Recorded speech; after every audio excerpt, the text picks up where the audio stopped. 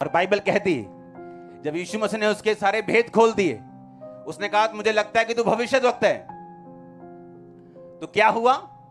वो औरत ने यीशु मसीह को ग्रहण किया, इसका मतलब उसने पाप छोड़े। और बाइबल कहती उसी औरत के द्वारा वो पूरा गांव बचाया गया, क्योंकि वो भागी भागी गांव में गिर बोली, देखो देखो देखो मैंने जो किया तुम्हें भी नहीं पता पूरा, लेकिन उस बंदे ने मुझे सब कुछ बता दिया।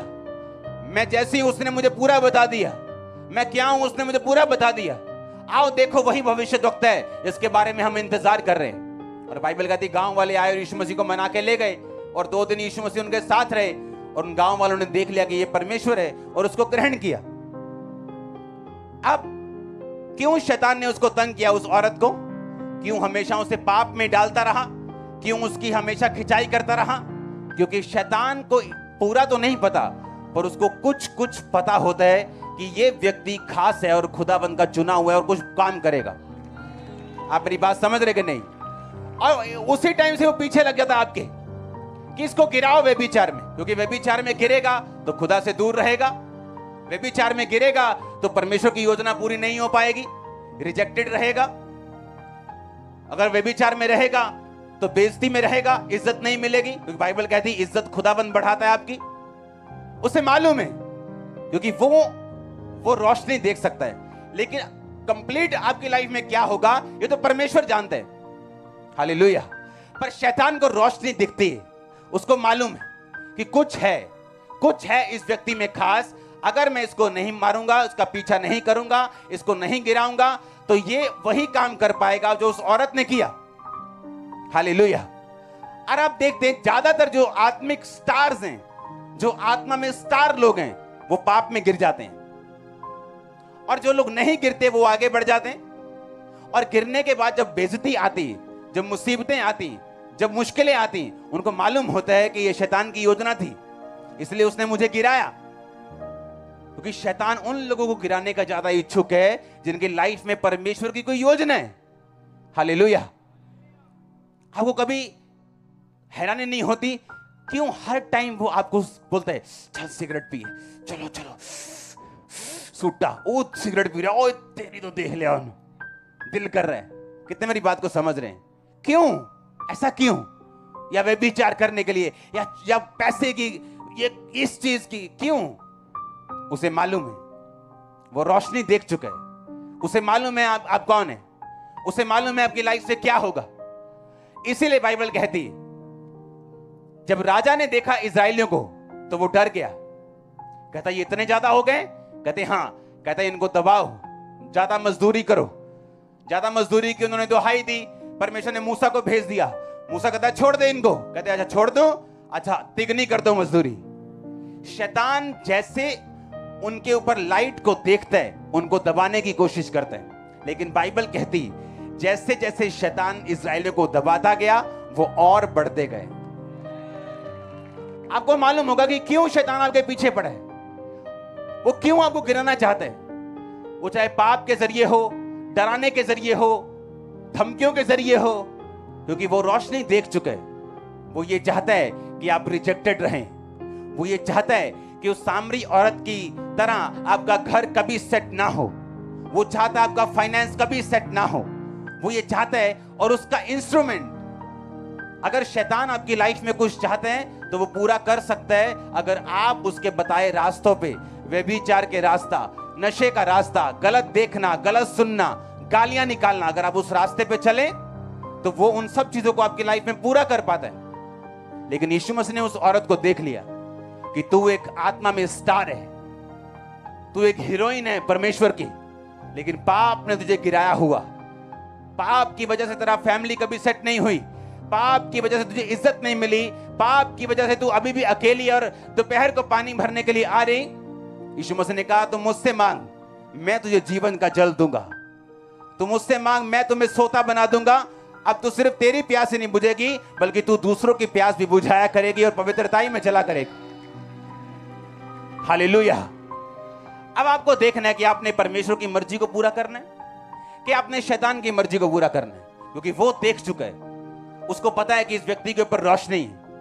वो उसको बीमारी के जरिए, किसी भी चीज के जरिए वो कोशिश करता है गिराने की। लेकिन अगर आप अड़े रहेंगे, अगर आप खड़े रहेंगे, चाहे आपका बीच में विश्वास कम भी क्यों ना हो जाए, अगर आपने प्रार्थना नहीं छोड़ी, संगति नहीं छोड़ी, यीशु मसीह के नाम में आप लोगों को बचाने वाले होंगे। यीशु मसीह के नाम में आप ऊपर उठाए जाने वाले। यीशु मसीह के नाम में आपके लेवल को मैं उठता हुआ देख रहा हूं। आमीन। ऊंचा। आप मेरी बात को समझ रहे कि नहीं? शैतान को पता है, लेकिन परमेश्वर जितना नहीं।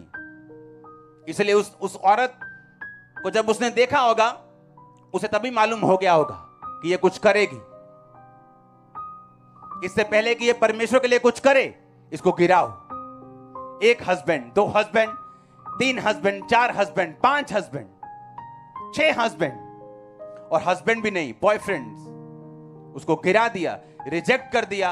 वो फेल हो चुकी थी अपनी फैमिली लाइफ में, सोशल लाइफ में, पर्सनल लाइफ में। और यीशु मसीह ने जब उसे देखा, आपको क्या लगता है कि वो इत्तेफाक से वहां गया? क्या यीशु मसीह इत्तेफाक से वहां गए उस कुएं के ऊपर? नहीं। यीशु मसीह को मालूम था कि मेरा एक स्टार है, मेरी एक हीरोइन है, मेरा एक हीरो है जो फंसा हुआ है शैतान के चुंगल में। आज मुझे उसे छुड़ाना है। आज इस चर्च में हीरो और हीरोइंस बैठे हैं यीशु मसीह के नाम, और वो यीशु मसीह के नाम में आपको छुड़ाने के लिए यहाँ पे मौजूद है। मैंने कहा यीशु मसीह के नाम में अगर मैं खुदा का दास हूं तो हर पाप की ताकत आपकी लाइफ से टूट जाए। आज यीशु मसीह के नाम से उसका आत्मा को उठाए और छुड़ाए। यीशु मसीह के नाम में आप उठाए जाएं, छुड़ाए जाएं। आमीन। ऊंचा। तो ये आशीष आपकी चर्च। हालेलुया। जोर से बोलो हालेलुया। उसने देख लिया दाऊद के भाई के ऊपर एक रोशनी थी। उसने देख लिया, हाँ अच्छा, ये जो भविष्यवाणी हुई कि यिशै के ठूंठ में से एक डाली प्रकट होगी। यिशै दाऊद के पिताजी का नाम था, लेकिन प्रोफेसी दाऊद के लिए नहीं थी। वो पता है कि नहीं? वो प्रोफेसी दाऊद के बड़े भाई के लिए थी। उसको अमीनादाब है, उसके बहुत सारे उसके भाई थे।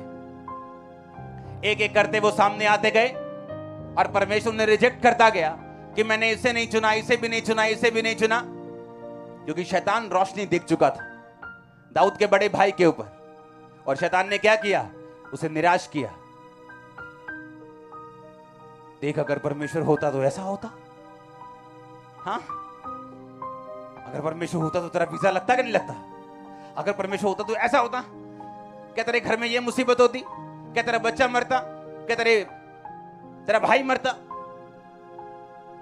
और इस तरह से वो उस रोशनी से दूर ले जाके जो परमेश्वर की है, उसे अपने कामों में फंसा दिया। और दाऊद का बड़ा भाई फेल हो गया, उससे छोटा फेल हो गया, उससे छोटा फेल हो गया। क्योंकि जब बड़े भाई से आत्मिक वो मर जाता है, जैसे शरीर में कोई बड़ा भाई मर जाए तो उसका छोटा भाई घर का मुखिया बन जाता है, उसी तरह से आत्मा में बड़ा भाई मर गया और उसका छोटा भाई मुखिया बन गया। वो फेल हो गया, सब फेल हो गए, और लास्ट में दाऊद था जो पास हुआ। लेकिन योजना दाऊद के लिए परमेश्वर की नहीं थी, योजना उसके सबसे बड़े भाई के लिए थी।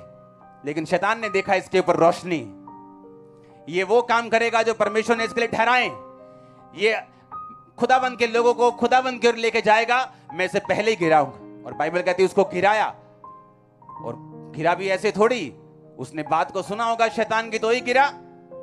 हाँ या ना? अगर वो आपको गिराने की कोशिश कर रहे हैं, इसका मतलब आप सुपरस्टार हैं खुदाबंद के। इसका मतलब आप पे रोशनी है जो शैतान देख सकता है। लेकिन पता है सैड बात क्या है, दुखी बात क्या है, कि शैतान देख सकता है, परमेश्वर देख सकता है, लेकिन दुनिया अंधी, वो नहीं देख सकती।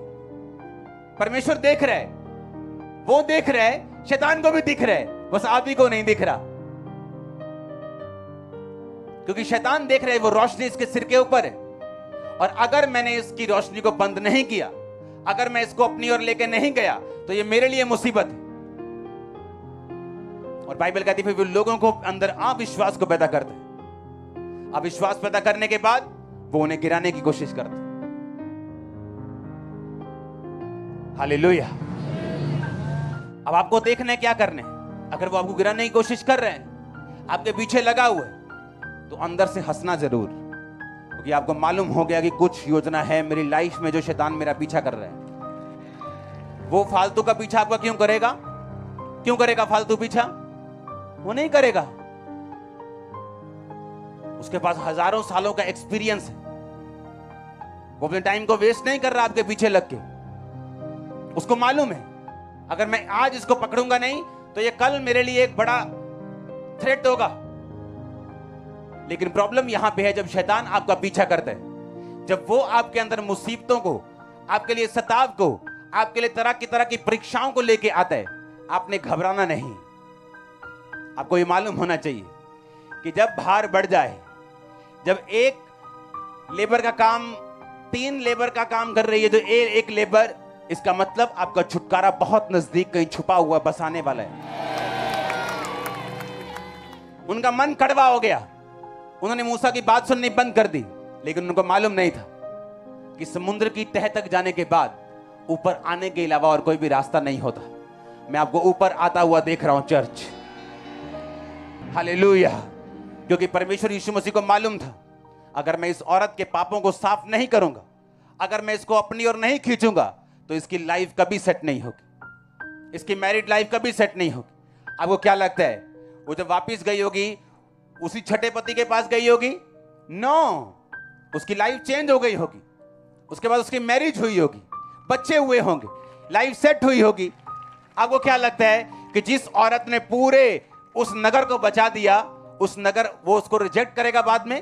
वो तो सुबह उठ के बोलेगा बहन जी चलो, तू ही चलना, ते ही चलना है पानी भरन, हाँ चलो कहां चलो, ही पीछे पीछे आने तड़े। आमीन। वो कहता याकूब का परमेश्वर तेरी इज्जत को बढ़ाएगा, वो आपका ऑनर बढ़ाएगा, इज्जत बढ़ाएगा, बाइबल कहती है। मैं नहीं जानता पुरानी जिंदगी में आपने क्या किया, आपके मोहल्ले में आपकी क्या इज्जत है, आपके बच्चे आपकी इज्जत करते या नहीं, आपके माँ बाप करते या नहीं। मैंने इतनी बात देखी, जो जवान भी यीशु मसीह में अच्छी तरह चलते हैं उनके माँ बाप तक उनकी इज्जत करते हैं, बाकी तो करेंगे। और मैं आपकी लाइफ में इज्जत को आता हुआ देख रहा हूं। मैंने कहा मैं आपकी लाइफ को इज्जत को आता हुआ देख रहा हूं यीशु मसीह के नाम में, हालेलुया।